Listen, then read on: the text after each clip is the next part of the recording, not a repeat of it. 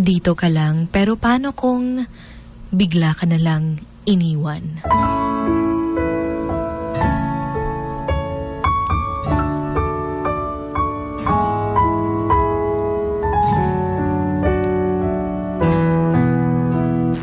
May mga taong nagsasabing hindi kita kayang iwan, na handa akong makasama ka panghabang buhay, na hindi ko kaya na mawala ka because I can't spend my lifetime without you.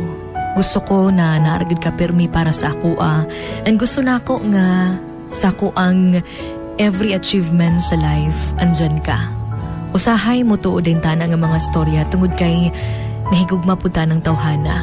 No, despite bitaw sa ato ang nakita nga siguro murag dili gid tinuod ihang ipang storya, pero mutuo gihapon ta because nagugustuhan natin yung taong yun. Or siguro gustong-gusto natin yung taong yun. Mo nang bahala tuod o usahay para nato murag impossible man ang iyang gipang ingon. Pero tungod kay love nato, mutuo gihapon ta. Nga bahala tuod usahay nga kabaluta nga hindi lang tayo nag-iisa sa puso niya, pero go lang gihapon dahil nga mahal na mahal natin. Munang it's very important nga atong kaugalingon atong yung tagaan og love, at the same time atong mas i-appreciate ang atong self, because the moment na iniwan tayo ng taong sobrang mahal natin, usahay di na ta kahinumdum sa atong kaugalingon. Yung mas masakit pa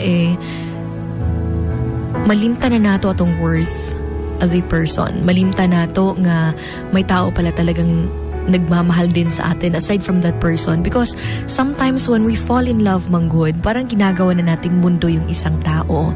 Nakalimtan na nato itong mga butang nga ganahan kay nato nga buhaton, those activities nga makaingon ta nga expert ko ani or maayog ko ani, tapos biglang naglaho because of someone. Tungod kay nalahi na imong interest, murag napunta na sa iyaha mo ng katong mga butang nga gusto kay nimong buhaton sa una. Yung mga bagay na sobrang mahal mong gawin, wala na because of the love na naibigay mo sa isang taong iniwan ka lang din. Kaya if naranasan mo nang iniwan, always remember na may mas malaking reason kung bakit nangyayari yung mga bagay na yun.